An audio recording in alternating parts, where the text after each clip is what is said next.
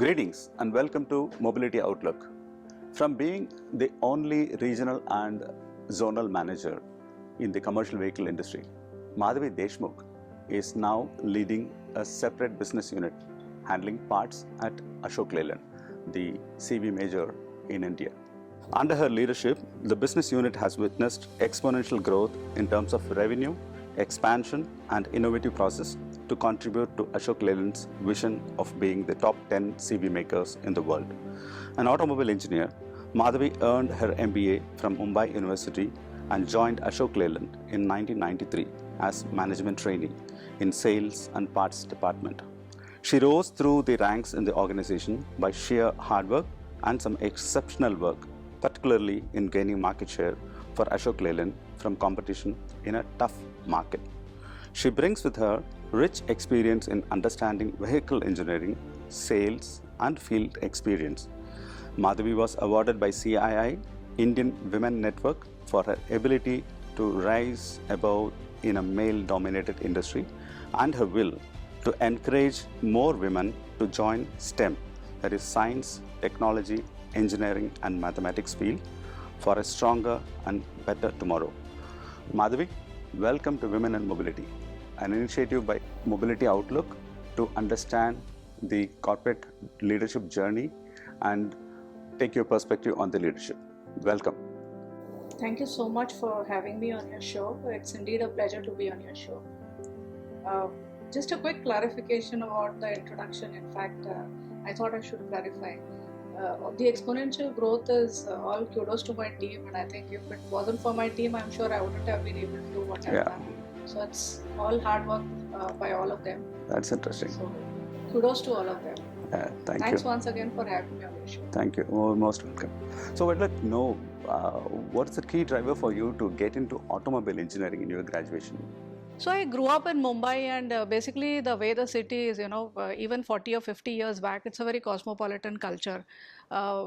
We grew up my father was a police officer, a senior police officer. I grew up idolizing the uniform and probably also thought I would wear it one day.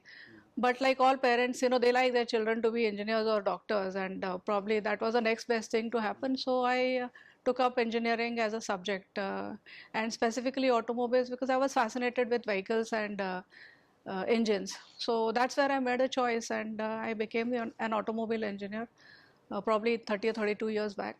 Again, I was one of the very few girls who opted for the subject, but it was interesting, challenging all the way. And you joined Ashok Leyland in sales and then in parts. Yes. So a lady after graduation and then MBA getting into a commercial vehicle setup. Yeah. What was your initial reaction when you got this job? So, I grew up in Mumbai and probably looking at the double deckers of Mumbai, specifically on the Marine Drive, because I grew up there, and I was always fascinated by the bigger vehicles. So I opted for Ashok Leyland as a campus job, and when I came in here, the culture was different. I had my share of challenges, of course. I wouldn't say it was easy. I did opt for sales and marketing, which again I was the only female around. So, and back then, 30 years back, there was no discussion on diversity or inclusion, and there were very few, people talking about it. It was 30 years back. The culture was different, probably the acceptance was different, and again to add to that, it was a commercial vehicle industry. So various factors making it challenging. I had my share of challenges as well, but probably stuck it through and persevered it. So that's how it has helped. Yeah, as part of your job, I think you had to be on the field for many days or something. Yes. So from that point of view, Yes. what were the challenges that you faced, and then how did you mitigate? You couldn't even share your thoughts with the like-minded people in women. So I think I just want to quote this. I don't know, I'm not sure if this is the right place to quote it, but if you look at India, and Indian history, women have always been at the forefront. You look at Ahilyabai Holkar or you look at Rani Lakshmibai. They've been pretty much symbolized and accepted as women leaders in India. And probably we've also celebrated women leaders. Back then, maybe 5 or 6 centuries back. I don't know why probably corporates make such a big deal of diversity today. So if this was accepted 5 or 6 centuries ago, what's the big deal? That's what I always thought.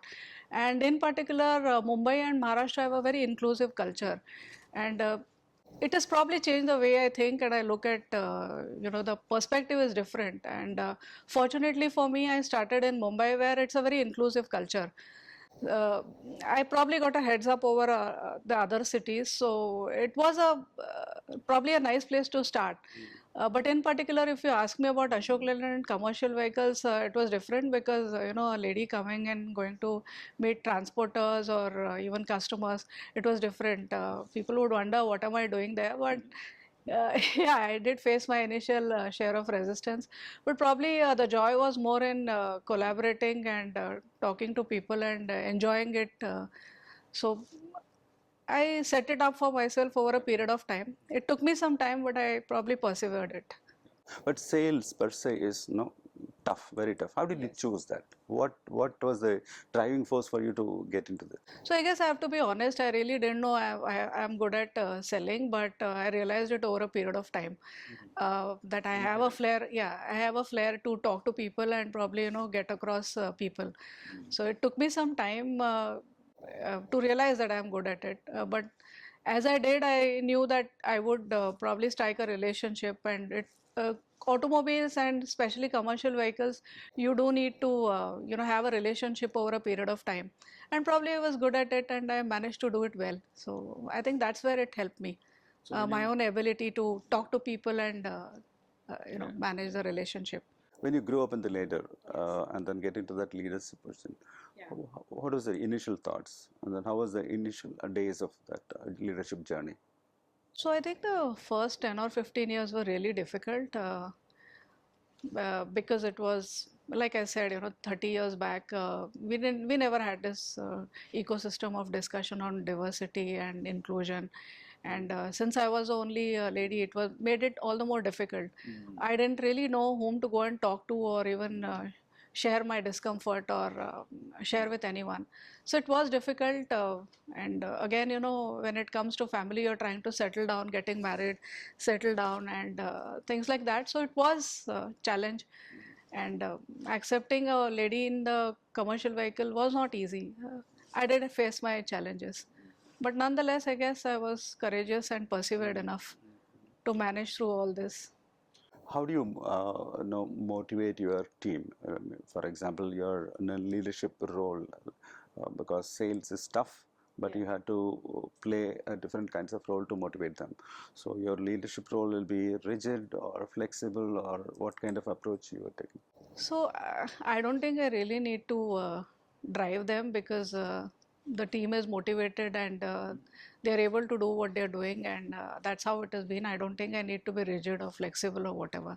They are motivated enough and they are managing what they need to do. It's just that maybe I need to give them a direction once in a while, and I managed to do that. So I think it's more participative. Yeah, it's participative. Yes, so I think it's been like that up until now. I have been able to manage the way it is. Yeah. In any organization, not Leyland, what is your view on empowering women? Are there some impediments for the other organizations to empower women? So I don't know whether I should say this, but I think it's more with the women themselves specifically because it's up to them how much they want to take it or take it forward.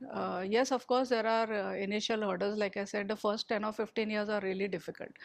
But if the lady wants to do something today, there is so much discussion and there is so much progress on accepting women today that if someone wants to do something, the opportunities are available. And I'm not saying this about Leyland, I'm talking about the industry in particular, in general. There are probably opportunities available for women all along, and it's up to the women to take it. So, it so happens like when you ask me about challenges and what I faced in the first 10 or 15 years, I just want to get back there.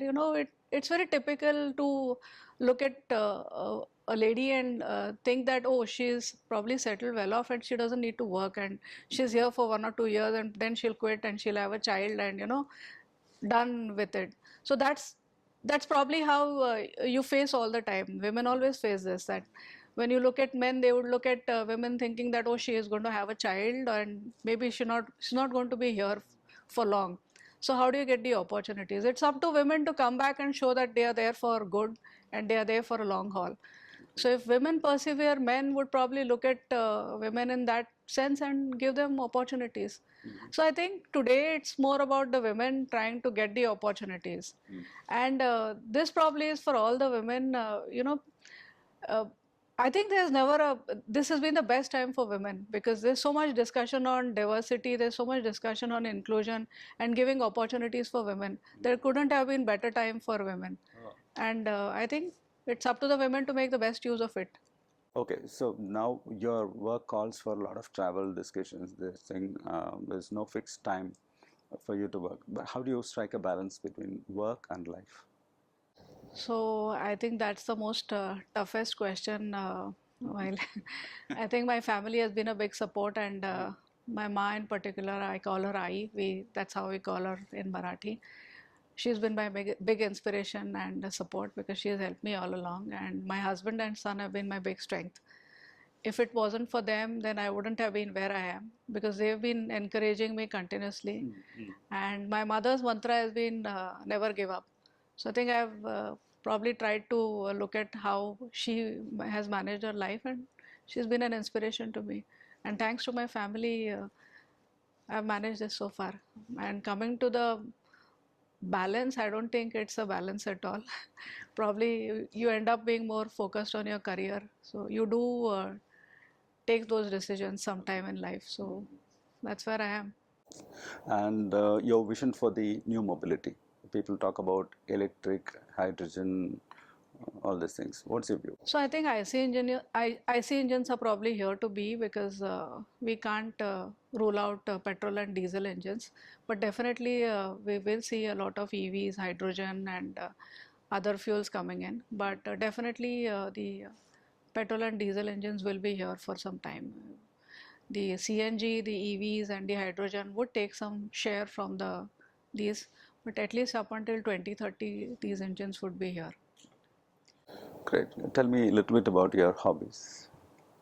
So I like music, and way back in the 90s, I would play the sitar. I also have a degree from the Bharatiya Vidya Bhavan, but I've more or less forgotten it. But I do intend to get back to playing sitar sometime again, and it really suits my soul. So I want to look at it again. Madhavi, thank you so much for talking to Mobility Outlook and being part of Women in Mobility. Thank you so much. Thank you so much. Thank you for having me on your show. Thank you. Thanks.